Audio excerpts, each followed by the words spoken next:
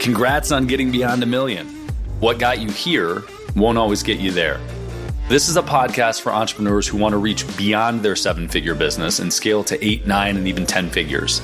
I'm Brad Weimert, and as the founder of EasyPay Direct, I have had the privilege to work with more than 30,000 businesses, allowing me to see the data behind what some of the most successful companies on the planet are doing differently. Join me each week as I dig in with experts in sales, marketing, operations, technology, and wealth building. And you'll learn some of the specific tools, tactics, and strategies that are working today in those multi-million, 8, 9, and 10-figure businesses. Life can get exciting beyond 1 million. Mike Brown, it is always good to see you, dude, but I'm glad that we carved out some time to talk shop here. Yeah, thanks for having me on. I'm super excited. For sure. So we met many moons ago. I don't exactly know where. I'm going to say baby bathwater, maybe. Does that sound about right? I think that's the first time, yeah. But obviously our paths have crossed quite a few times since then. So very cool. Indeed. And we have a lot of, I think, overlapping guiding principles in life and some experiences that are overlapping. But one of the things that I think will be valuable for other people to hear is your background as it pertains to the military and intensity and how that kind of ties into business. But tell me the starting point for you. Tell me your life story real quick. Yeah, just a quick life story.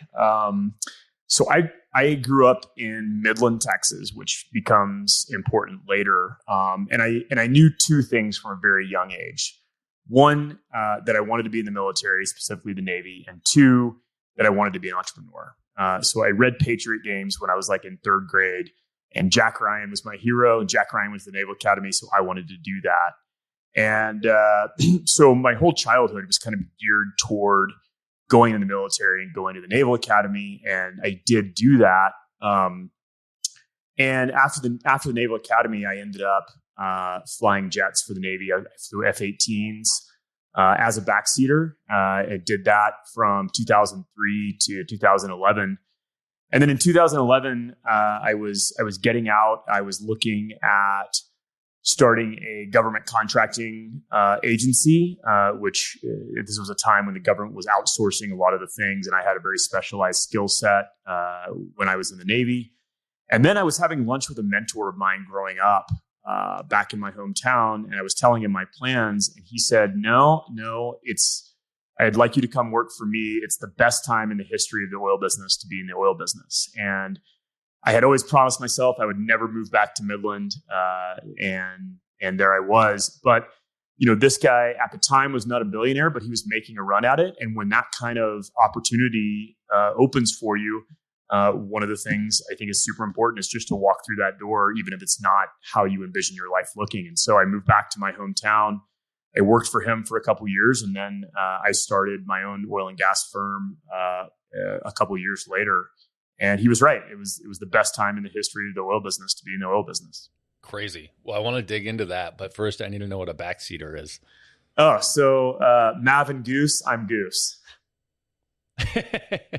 And what's the difference in responsibilities when you're flying an F-18 for the backseater versus, is it then the front seater?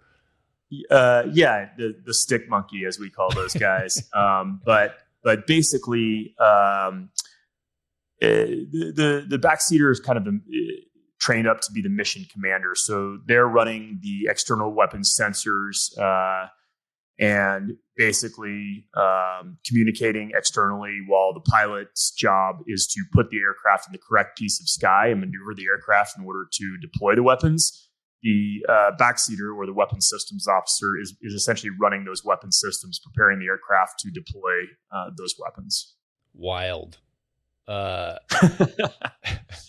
Did you see any combat while you were in the Navy? Yeah. So, I joined the Navy in 1999 at the Naval Academy, but while I was there, September 11th, 2001 happened. So I was actually in the military when that happened. And so, from that day on, I think that we always kind of knew that we would probably see combat at some point. And I was in Iraq in 07, 08, flying missions off the USS Truman. and I flew about 75 combat missions. Oh my God. That is a tremendous amount of anything to be doing. Yeah, I mean, and for me, I'm not trying to be morbid or I don't want this to be taken the wrong way, but I think that combat is potentially like the highest potential human experience, and I've since thought about this a lot, and I've spent many years doing dumb things like driving race cars and jumping off cliffs on snowboards, some of those with you. But trying to recreate these peak experiences, but there is just something I think really unique about going up against another human.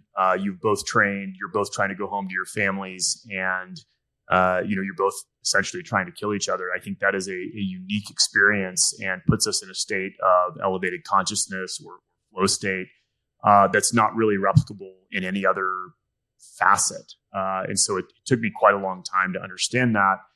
And I think that the things that we diagnose as PTSD in today's society is this really wide swath of different conditions. So I think that there is post-traumatic stress potentially for people that see really gnarly things. And I'm not trying to discount that, but there's also TBI, which we know a lot more about now. And that shows up, that's traumatic brain injury.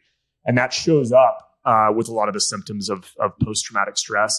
And then I think there's this kind of other category, which is essentially people get into these really high intensity flow states and elevated consciousness, and they don't know how to deal with that back in when they reintegrate into normal life. And so I think that part of that PTSD subset is actually people that just don't know how to live a normal life after experiencing these elevated states.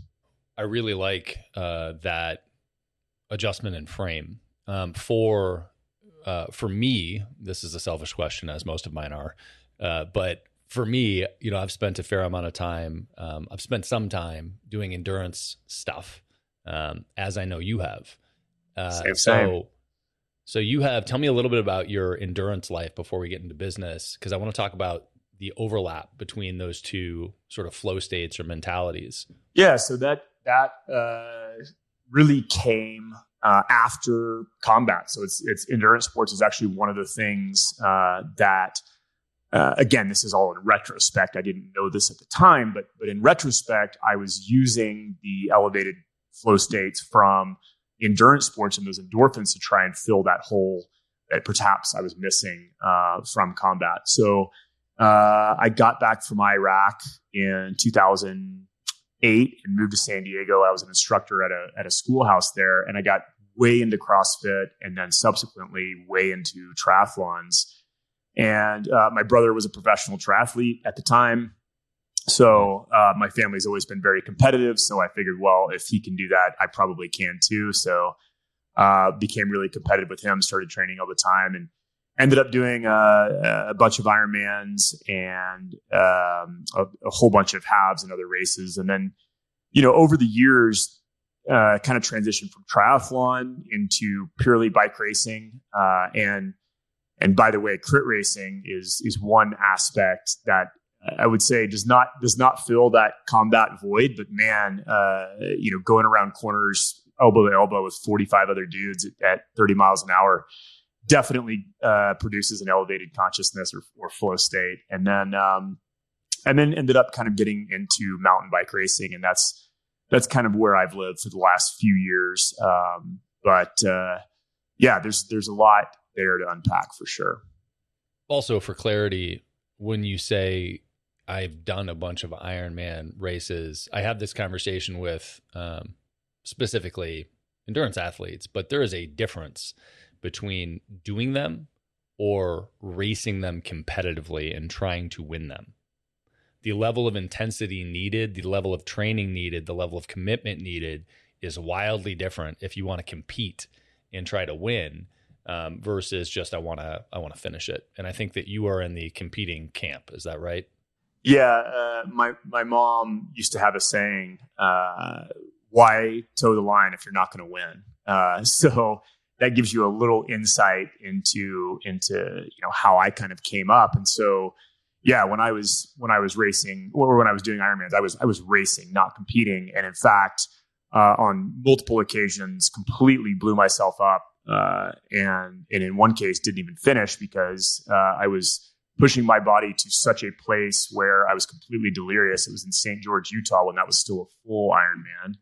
I ended up laying down on like 115 degree pavement, and like was completely disoriented because I was pushing myself so hard there. So yeah, I mean, it is definitely a different level of commitment. I mean, at the peak, I was training 20, 25 hours a week, basically year round, looking to be the best. I was actually looking to get my pro card, like my brother. And then as I started to see a little bit of success, a few things changed, including getting out of the Navy and having a real job where all of a sudden I needed to do things a little differently.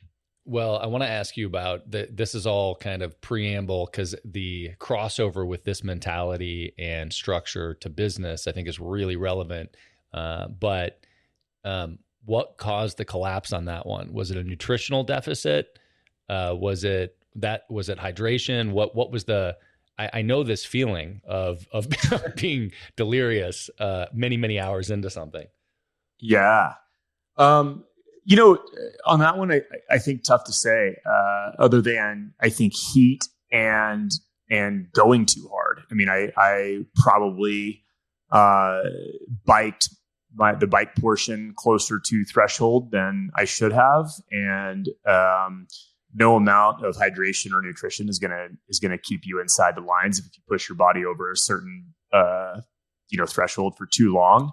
And the day was just super challenging, super hot, and so I think those two factors, the conditions essentially just were not right for an overexertion.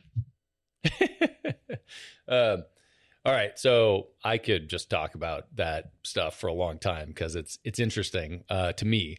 But for the entrepreneurs out there that are like, "What the fuck are you talking about? I would never in my life do an Ironman or exercise for 20 hours straight." How do you see, or do combat for that matter?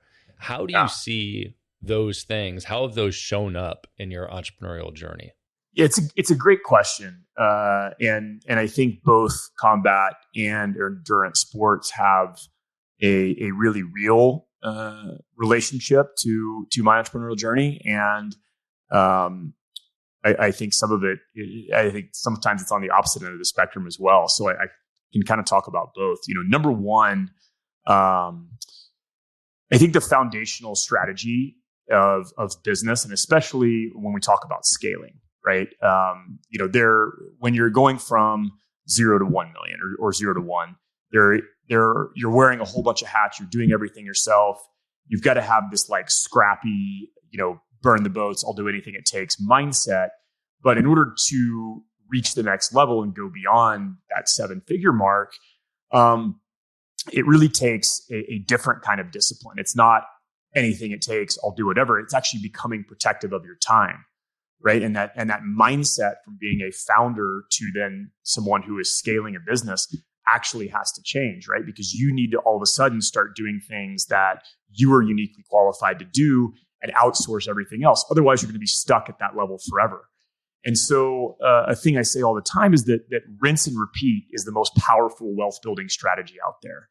And in my coaching, a lot of what I do is actually keep entrepreneurs from getting distracted. Like, what I tell them is that if you are trying to scale, you need to be bored to tears with whatever product you're delivering. Like, it needs to become so easy and so simple that you can barely get yourself out of bed in order to face the day because it's so boring what you're doing.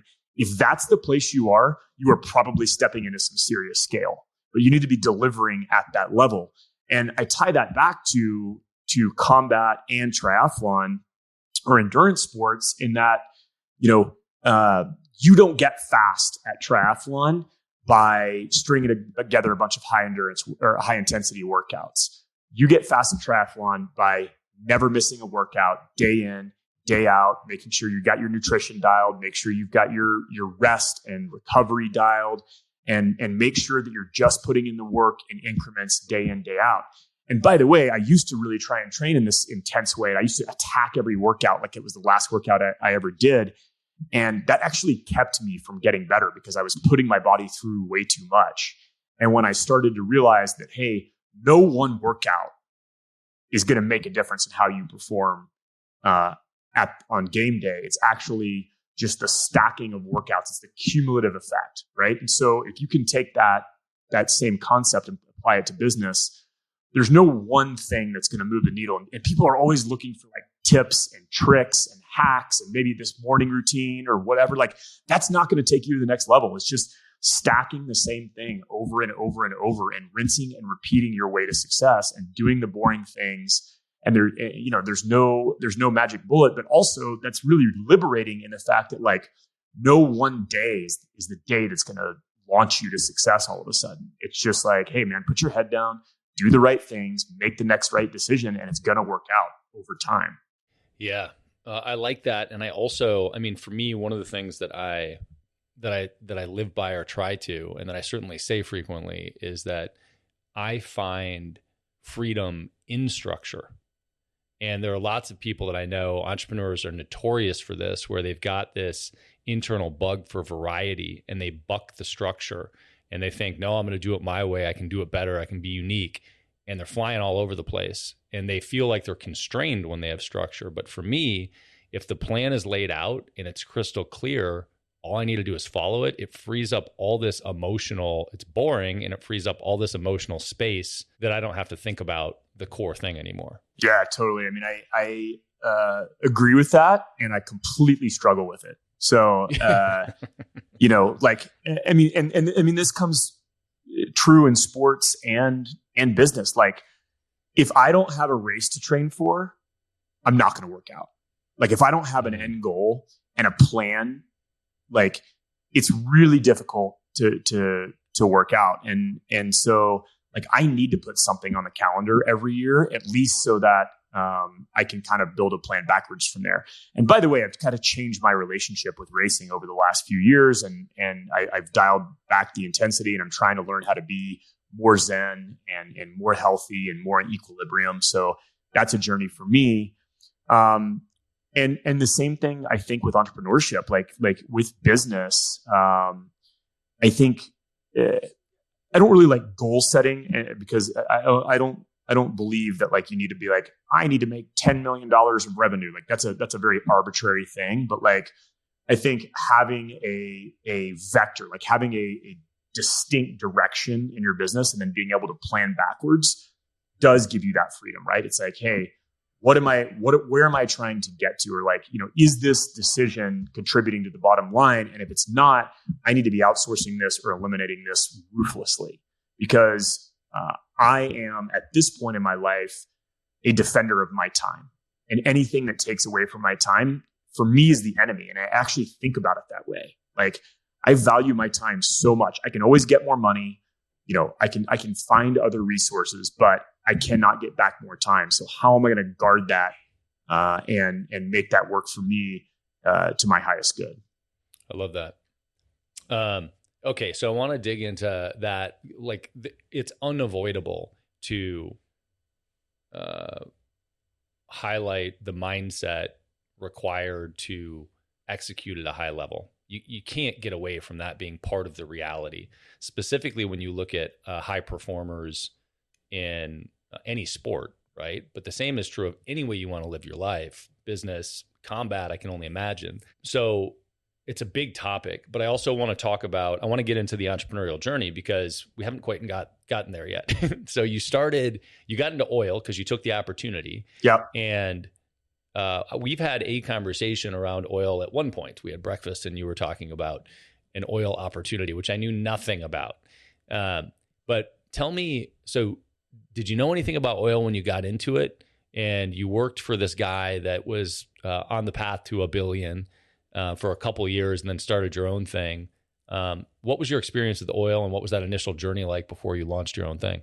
Yeah. So I grew up in Midland, which is kind of the oil and gas capital of Texas, if not the nation. And So my dad was a petroleum engineer. He worked for large oil and gas companies, and my dad was certainly not wealthy, but he we were squarely middle class, and so we were never worried about food being on the table.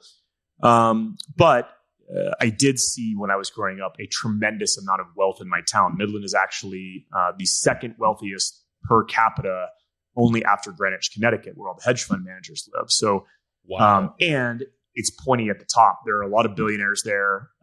It's a town of 100,000, but there is some serious concentrated wealth at the top few families there.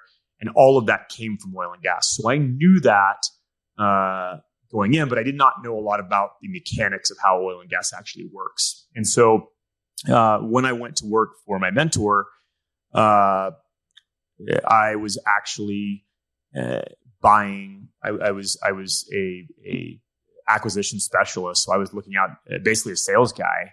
But we were trying to acquire properties, and the U.S. is the only country in the world with private ownership of mineral rights. So everywhere else, the government owns the minerals. In the U.S., private individuals own minerals, and it's one of the tremendous sources of wealth in our country. And it's how a lot of generational wealth has been passed down, is ownership of mineral rights. And so basically what we were doing is going to those landowners, looking to purchase their mineral rights for a lump sum, and then collect the royalties when those minerals were drilled by oil and gas companies.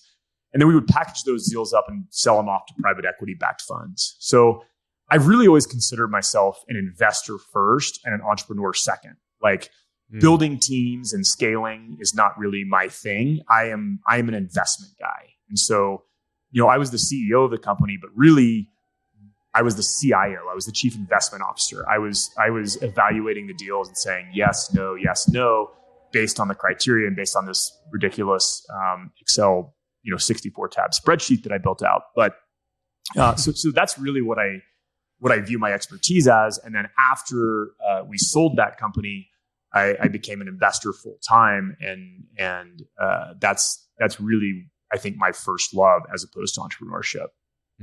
That's super interesting. So I can't remember who I was talking to the other day, but I've heard this before, and it was reiterated the other day where through each chapter of life, specifically for entrepreneurs, your skill set needs to change as you want to grow.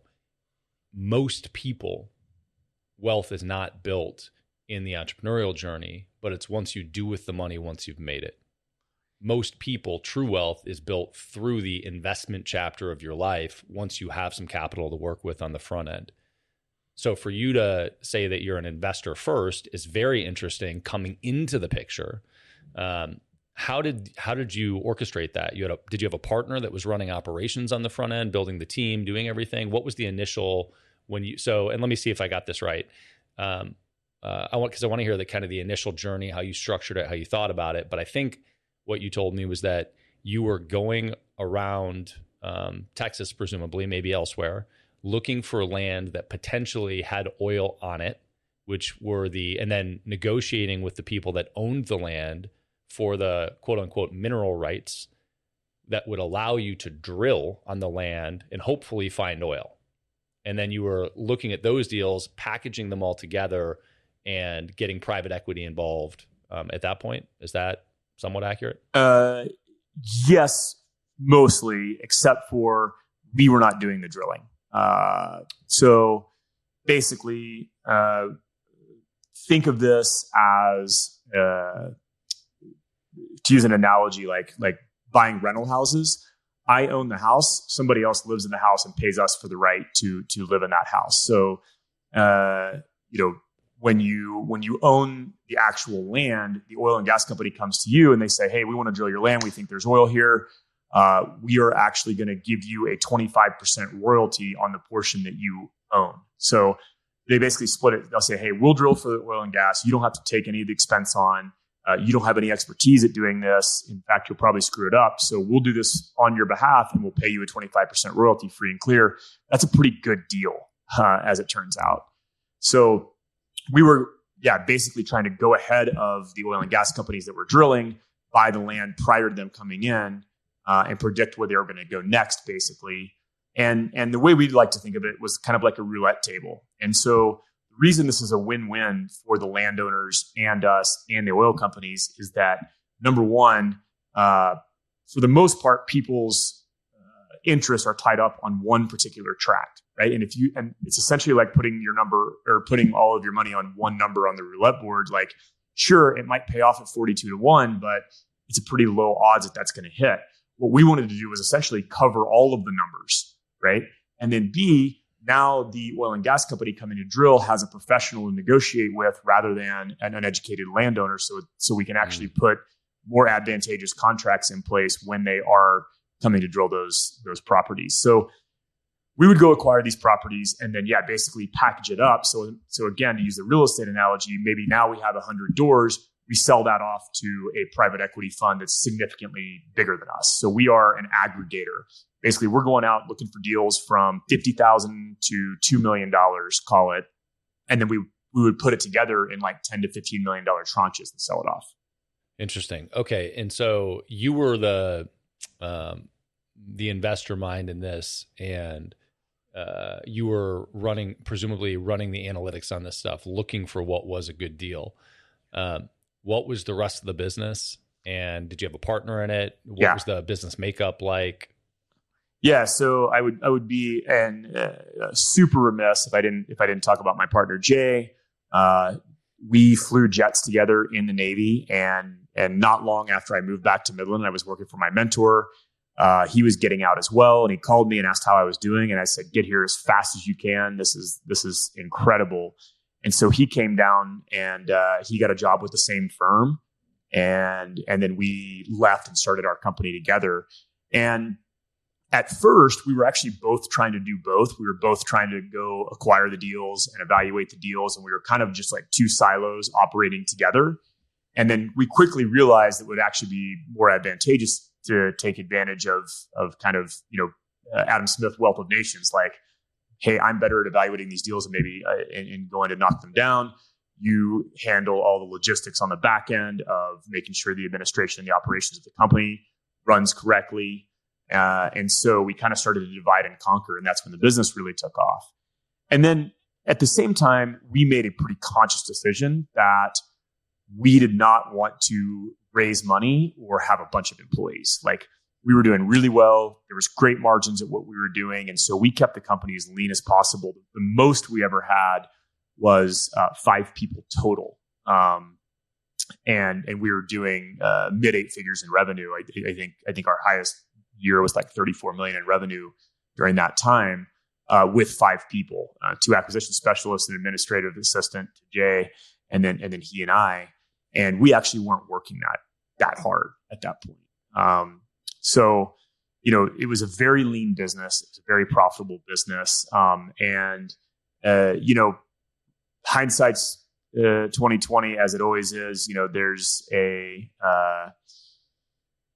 There's a part of me that says, man, we could have gone to raise 100, 200, 300 million dollars like a lot of our peers did, and we could have hired 30 guys on the phones to just beat the streets. But that's not the lifestyle we wanted to live, and we were always very cognizant that like money is not our highest value. That living a good, intentional life is much more important to us. And so, I certainly could have made a lot more money, but at the same time, I chose lifestyle over anything else, and I wouldn't trade it.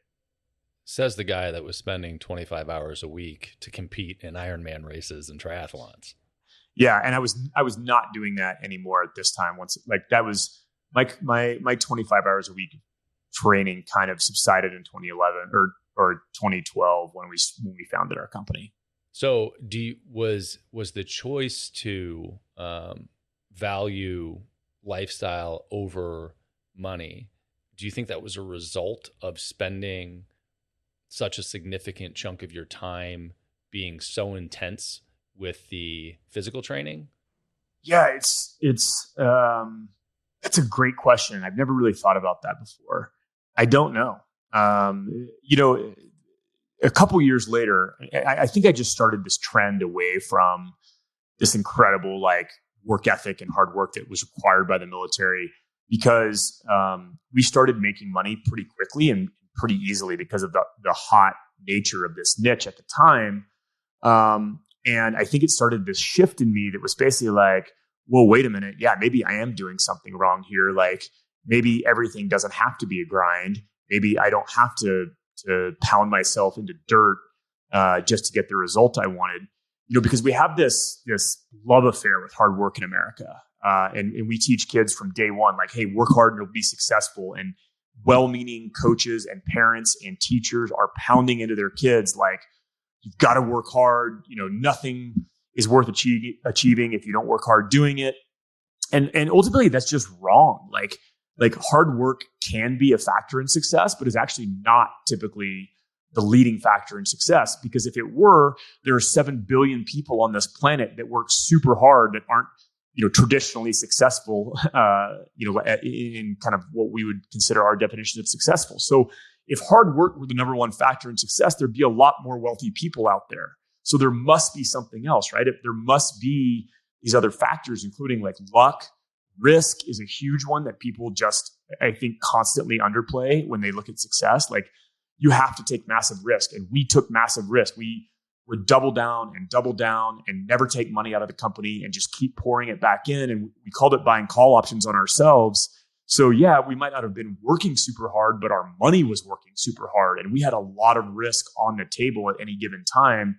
And we didn't start to clear out some of that risk until many years later. And so, that's something I think when my son asks me, or when we talk about money, I'd be sure to tell him like, hey, we have this amazing house and hey, I know that a lot of your friends at school don't get dropped off in a McLaren. Do you know why I have that? It's because, yes, I worked hard in school, but also it's because I took risks and I was willing to do things other people weren't. Right. And so that's a factor I think that we miss out on. So I don't know. That was a whole tangent. I get fired up about hard work, but to answer your question, I think one of the reasons I've changed my relationship with work and with endurance sports is, I'm going to call this 2016 now. I wake up and I've done all of the things that I'm supposed to do, right? I've been in combat. I've been in the Navy. I've achieved in high levels at various sports. I've done all of this external stuff that was supposed to make me happy, and I've still got a giant hole in my soul. So what's going on, right? Mm-hmm. Winning triathlons wasn't making me happy. Winning at business wasn't making me happy. None of these external achievements were doing the thing that they were supposed to do. So now I had to find out, okay, what does it all actually mean? And why am I so driven for this external success? And what does it look like to turn internal and find out how to be happy on the inside? Do you think you would have been able to get to that point had you not pushed the limit of the hard work? No. And I think this is, I've talked about my childhood a couple times, by the way. By all means, I love to say it's not the trauma Olympics. Like everyone likes to compare their childhood with everyone else and be like, oh, my childhood was fine. My childhood was really great. And in some ways, because my mom pushed us really hard, like I inherited some traits that I didn't necessarily choose, which is like, that if you're not going to win, don't toe the line. Like, Browns win at all costs. Like learning some of these behaviors, like that was just kind of ingrained in me that like we work hard and we win. By the way, that's great patterns to inherit from your parents. If you want to be successful. So all of that is exactly what made me successful. But our traumas eventually become limitations, right? So the very patterns that made us successful, at some point, if we continue to grow, we're going to bump up on those as limitations. And I think that's exactly what happens, right? Is like, once I got to that place, all of those external accolades were not making me happy. And so I had to kind of go through that what does it all mean thing and understand what does, a deeper level of self-love. Like what if I don't achieve anything else ever again? Like, do I still have worthiness? I had to ask some of those questions, because up until that point, probably 35, 36 years old, everything was based on external validation. Yeah. My persistent struggle with this is the question of, is it possible to maintain the same level of accountability and drive if success or if being number one, if competing isn't the highest value? Is it possible to still get there if it isn't the highest value? People ask me this all the time. What if I lose my edge? And my answer is you probably will if your edge is trauma driven. And so when we talk about, the first mountain versus the second mountain, there's a great book called The Second Mountain. But the first mountain is building your first business, like reaching that first major milestone of success.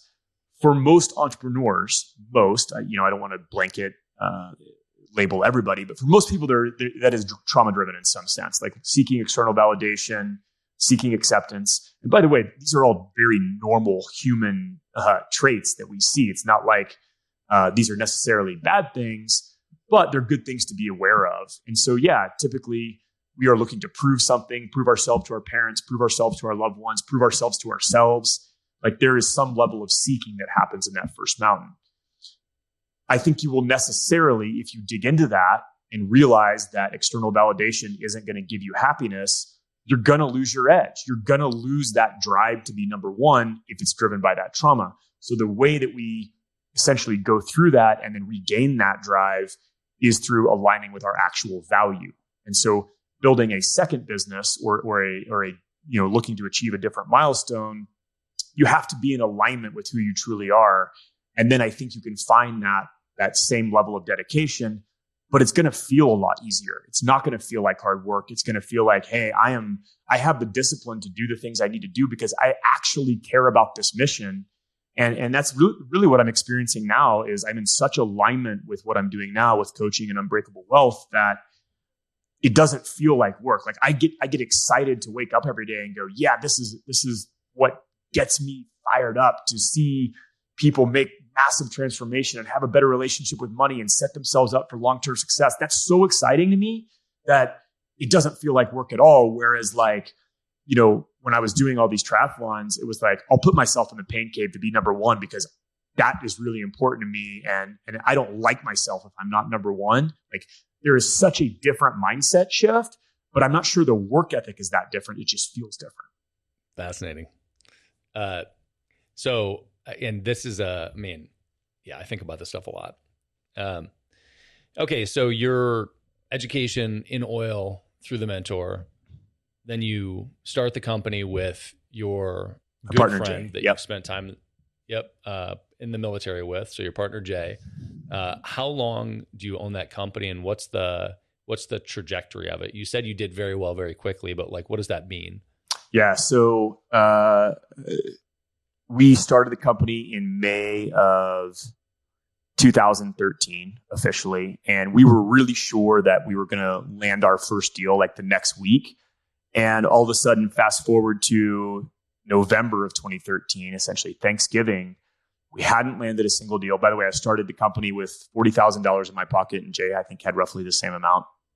And all of a sudden, I had $2,000 left in my checking account. I had a brand new baby, a brand new mortgage, and we hadn't landed a single deal. And then the first deal that we got was completely life-changing. And we had been working this particular lead for a really long time, and we made $1 million on our first deal. So we went from having zero revenue to $1 million in the bank not day one, but after 6 months of working.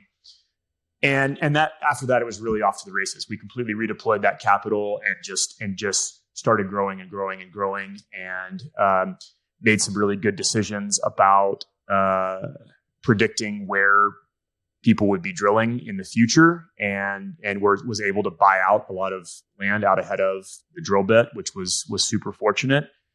And our mentality was always, we wanted to take care of our investors. I didn't want to be a shit salesman. I didn't want to sell anything to our private equity partners that I wouldn't keep myself. And so we ended up keeping a lot of deals ourselves. We would split them 80-20 or 50-50. And we were building up a portfolio of just stacking stuff in the corner because I wanted to be aligned with my investors and make sure that I wasn't just, being tempted because there was high margins to be able to, sell things that weren't a good long-term deal. So we stacked up a bunch of properties over the years and built our own portfolio alongside our private equity partners. And then in 2019, the market had shifted pretty dramatically. I would call it was kind of a boom or a gold rush. We were hot and heavy for several years, and then the market started to mature. So a lot of the private equity funds, rather than using shops like ours, started to stand up their own shops, started to put really significant money behind their own acquisition teams. And it started to get really tough. We basically got squeezed. I mean, we were an aggregator. We were taking advantage of an arbitrage in the market. And that arbitrage really got squeezed and the market got a lot more efficient. And that combined with seeing prices essentially 5 to 10x from the time that we started for the same amount of land. We might have bought it originally for like $1,500 an acre. Now that same land was selling for $15,000 an acre. I always like to say, hey, like, I want to take my portion out between the 20-yard lines. Like, I don't need to be in the end zone. I want to make sure that I'm not caught on the backside of a boom like that. And so the market started to feel a little frothy, and we sold all of our assets and exited the company in 2019. Awesome. And I mean, we could drill into that model, but that's probably an elaborate path for people that are never going to invest in oil and gas. But for the sake of the exit conversation, the way that you phrased that was you sold all your assets. Were you in a position to, was it just that you sold all the land that you had, or did you sell it as a business, or what does the dissolve of that look like for you? No, yeah. So we actually just sold our assets. We actually still own the business and the domain, though we're not active in acquiring. We actually do have some assets still in that company. We're just not actively acquiring at this point. So yeah, I mean, you can still go to the website and it all still exists. We just sold our asset base. But I mean, the exit process is something that's pretty wild. Another layer in the journey of like, what does it all mean? Like if I am not my business, if I no longer have this thing that I've kind of given birth to and that I've nurtured along the way, if my identity is not wrapped up in that anymore, like who am I? And number two, what am I going to do with this money? Right? It's kind of what you talked about earlier is like, wealth may not be built in entrepreneurship. It might be built in what you do with it afterward. And that's really the journey that I've been on for the last few years is, hey, I've got this investor mindset. Like, now what am I going to do with this? And by the way, there's a lot of mistakes along the way that I'm happy to share. But that's kind of how I've gotten to where I am now. I mean, okay. What do you think your biggest mistake was? What would you have done differently? So just as we talked about early on, when you're going from 0 to 1, or you're a founder wearing all the hats, at some point you have to make a transition to a more scale-based CEO who's outsourcing time, right? So there's a mindset shift that has to occur there. The same thing has to happen, I think, with wealth. We start as an accumulator of wealth, and then we need to transition our mindset to becoming a defender of wealth. And basically, I was still investing with the same mindset that I was in like 2014 when I had nothing to lose, when it was double down, put all of our chips on the line. And by the way, swinging for the fences and hitting home runs. I was still doing that like post exit. So I'm rapidly deploying my capital into all of these alternative deals. And while I have a great track record as an investor, I actually got to a place where I all of a sudden was building this house, which had a lot of cost overruns, as houses tend to do. I acquired a distressed e-commerce company, basically out of private bankruptcy, and that was taking up a whole bunch of money. And so 2 short years after my exit, now I'm completely strapped for cash. And even though I'm a multimillionaire on paper, like, I don't feel like one, because I am essentially broke, pouring money into these 2 projects. And I have to take a step back and go like, whoa, how did I get here? And something we'd love to do in the military is talk about debrief. Like in the fighter squadron, we might prepare for a flight for 2 hours, fly the actual flight for an hour, and then spend 4 hours talking about what we did wrong or what we did right. And so, for me, that debrief process is very serious. And so looking at how I got here is essentially, I never shifted my mindset. Like I was still on this high risk, high reward train. And my relationship to money was really broken. Like I didn't value money particularly. As I told you, I value time over all else. And I had this pretty fucked up relationship with dopamine. So I was, every time that you invest in something risky, you make a massive return, you need to invest more money the next time in order to get that same feeling, right? So now I've got this super broken, what I would call addicted to risk relationship with money. Mm. And, again, it still works out and I still have a lot of great investments on paper, but I actually never took the time to like learn how to take care of myself and like, hey, maybe I need to put a certain amount of my portfolio into liquid things like stocks and life insurance and all the kind of boring stuff where, I always said like, well, but if I can beat those returns through my investing prowess, like, shouldn't I do that? And the answer is not necessarily. Like, I didn't need to beat the market anymore. I spent years beating the market, which is how I was when I was accumulating wealth. Now I need to defend what I've done and overall defend my time. How do you think about that in terms of asset allocation? So you basically, what I heard, and maybe this is not how you internalized it or what you meant, but what I heard was basically you had a bucket and 100% was high risk, high reward. And then you use the language of be a defender, which might be a mentality that could be 100% defender, or it could be, I'm going to use part of my money in a high risk proposition, part of it in a low risk, low return proposition. But how do you look at asset allocation for investments now, post exit, with what could be stability for you? Yeah, that's exactly it. Like, so through this process, I had to A, take a hard look at how I got here, and then B, take a hard look at like how I was going to get out of it and how I was going to rebalance and restabilize. And so I basically came up with a 3-step action plan. Number one, understand my relationship to money and understand why it was so broken. So go do the deep work of like, how did I develop this high risk, high reward mindset? Where did that come from? And even ask hard questions like, what was my parents' relationship with money like? Like, why do I lack value when it comes to money? So really understanding that, because I truly believe I would have been stuck in the same patterns if I didn't take the time to understand where those patterns came from, right? So I needed to understand and heal my relationship with money. Number two, I needed to create a balanced portfolio plan, an actual wealth plan that served, my values. And what was so ironic is I was able to do that in building this massive portfolio with my oil and gas company, but I hadn't done it in my personal life. So I already had the knowledge of how to build a portfolio.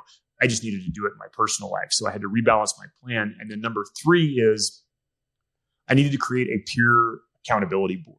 And I think if I look back at a lot of the biggest outsized risks that I took, if I'd have had a few trusted advisors that were looking over my shoulder, and I, by the way, I gave them a full picture of my net worth, and I go, hey, like, what do you think about this deal? They'd go, hey, why don't you invest 25K instead of 250K into this deal, right? Like, why don't you take a more outside or a more appropriately sized risk to your net worth? Like, it's fine if you want to invest in this high flying startup, but like, why are you writing such big checks? Like, I think having that accountability would have really saved me. And one of the things that happens in personal finance is because it's all in closed doors, like, we can make really bad decisions and no one knows about it, right? Like, I don't have to justify my decisions to anybody. So that allows me to all of a sudden go from 25 to 50 to 150 to 250 to maybe 500,000 and keep kind of this downward spiral. And by the way, like, again, it's not that the deals were bad that I was investing in. It's just they were completely illiquid. So the thing that I really needed to do was, okay, understand my buckets. Like, I've got a liquidity bucket, a semi-liquid bucket, and then an illiquid bucket. I was 100% in illiquid assets. So how do I rebalance that? So liquidity is, to me, anything, stocks, ETFs, crypto, like anything that you can get out in 24 hours in case of emergency, that's liquid. Semi-liquid is like real estate. Like, hey, I can sell my house. I can't sell it tomorrow, but I can sell it in the next 30 to 90 days probably. So that's semi-liquid. And then a startup, which is I give you 50K. I'm not going to see that again. Minimum 5 to 7 years. By the way, probably never, because even the best VC funds out there have like a 1 in 63 return rate on startups, and we can talk about kind of the startup investing mentality later. But how do I rebalance that is a huge question. And for me now, I am only putting things into liquid and semi-liquid places until I'm completely rebalanced.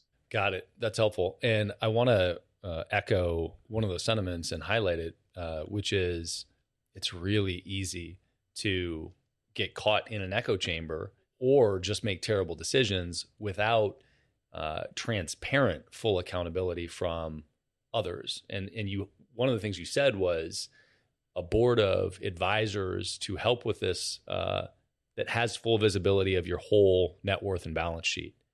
And that little asterisk is so important, because you can, if you present an idea to a friend, a peer, an advisor, you're functionally selling it. It's very uncommon for people to present an idea in a balanced way if they're excited about the idea. So you might say, I might say, hey, Mike, I want to bounce something off you. And then the way that I explain a deal to you is with my enthusiasm, excitement, energy, I'm propping it up. And if you don't have visibility of my net worth and my balance sheet, you might hear it and think, yeah, man, that all sounds pretty good. But if I did the exact same thing and you had full transparency of my world and what's going on, your perspective and your feedback might be different. That's why I created Unbreakable Wealth, which I've mentioned a few times now, is basically a mastermind for entrepreneurs to get this playbook that I wish I had 5 years ago or 10 years ago, and keep them from making the same mistakes I did. So when I'm talking about this second mountain and this labor of love, like it's amazing to me to have gone through this, but now be able to share that with other people and go, hey, look, like you need a group of people to share your balance sheet with, so that they can help you make good decisions. And what I always tell the groups, the cohorts that I'm running is, our job is not to really look at people's investments. Like, we want to ask them hard questions, but really it's to say, does this fit the portfolio plan that you put forth for us, right? So it's not, is this a good deal or not? It's, does this deal fit in with your goals that you set forth earlier, right? And I think that's a better question to ask when you're talking about this peer board of advisors, is not like because ultimately, if I'm excited about a deal, I'm probably not going to listen to you anyway, right? Because I've got the expertise here. But if you go, hey, Mike, you told me you wanted to only invest into cash flowing assets, and now you're coming here saying you're going to invest in this startup, like, oh yeah, I did say I'm going to invest in 100% cash flowing assets for the next 5 years. Cool. Thank you for keeping me aligned to my goal. Yeah, I love that. And I think it's super important in lieu of a very concrete game that you're playing. So when you look at employees or salespeople or professional athletes, there's a game laid out by somebody else, right? The rules of the game are there. Sometimes there's a whole league that facilitates the game, right? And appropriate incentives. And when you're talking about your own company, your own business, or your own wealth strategy, those things aren't necessarily just in place and just there. There's something that you need to craft and structure. And this is sort of the narrative that we keep coming back to, which is if you have the structure in place, then you know what rules you're supposed to be playing by and how to follow it. And then the other step here is the accountability to have somebody call you out for it. Yeah, absolutely. And this is something I wish I had way earlier, right? Because, as my company started to make money in 2013, 2014, like I didn't have anybody looking over my shoulder going, hey, take a portion of everything you make and just put it into an S&P 500 ETF and let it grow over there and always have this safety net. Like I was taking money from the oil and gas deals. I was putting it into startups. I was putting it into all kinds of investment. And I've invested in everything under the sun that you could think of. I've invested in hotels, fintech startups, a medical supply company. Like, I mean, I've got all of these different investments that I've deployed capital into. And, nobody was over there saying, hey, like, take your high risk, high reward over here in oil and gas. Why don't you take some of that and put it into safety? Why don't you buy some life insurance, overfunded life insurance? Why don't you buy some rental properties? Why don't you buy, some shares in the S&P or things like that? And so I think it's super important to understand our relationship to risk and liquidity and I would be a lot wealthier than I am now if I had just taken that mentality and set aside stuff for my family and my family's future. Okay, so tell me a little bit about the structure of Unbreakable and what you're doing now. What are the bullets of it? How did you organize it? And what's the give me the basics and what kind of the USP is for the people involved. Yeah. So around the same time, so first of all, I had, I've told you I've invested in a lot of things. A lot of my time in the later years of Palmaris was spent mentoring and coaching and guiding the people that I had invested in. Then I realized that was something I really enjoyed. So I became a business coach in 2019.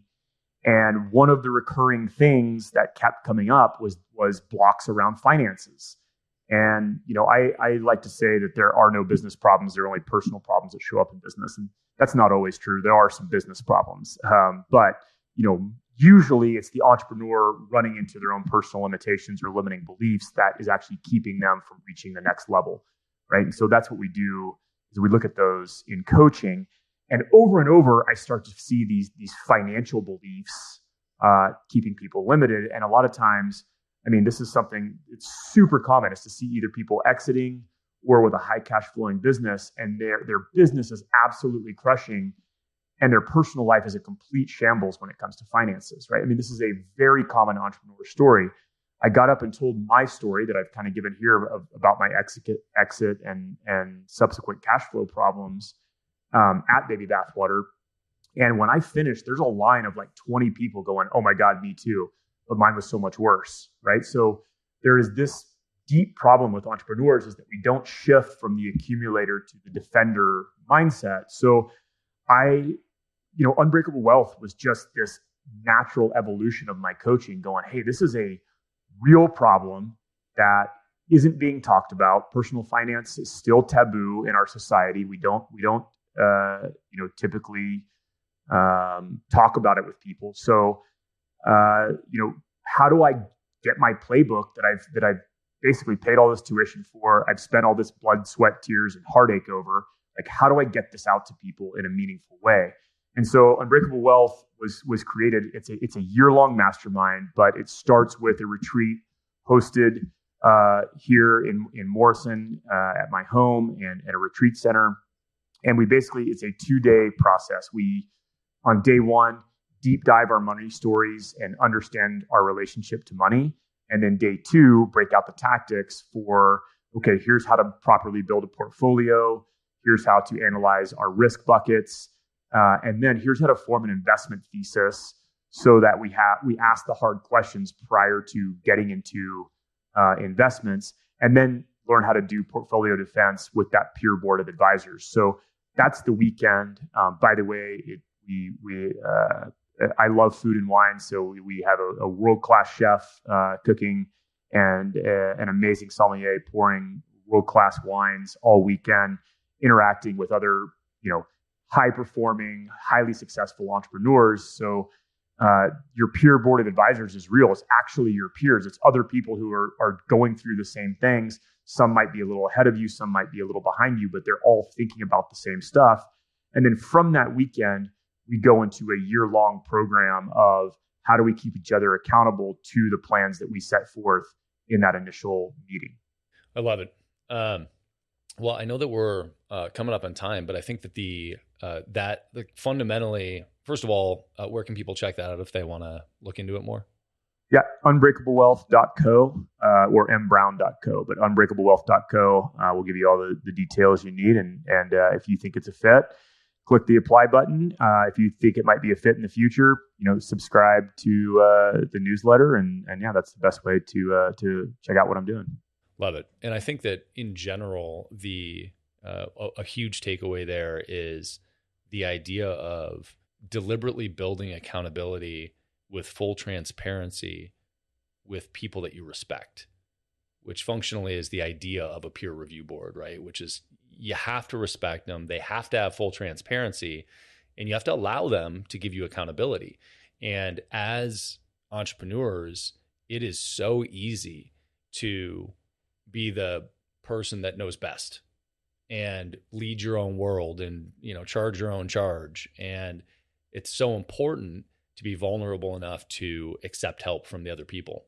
So I love the framework. I love the idea of it. And it's cool that you built it, man.